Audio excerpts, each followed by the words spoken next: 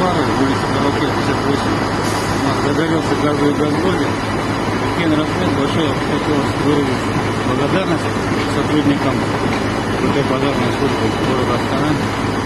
На протяжении 8 часов все-таки потушили пожар, а то, что в бюджет без материального ущерба небольшой незначительный ущерб, это все остальное. Кен Рахмет, успехов в работе.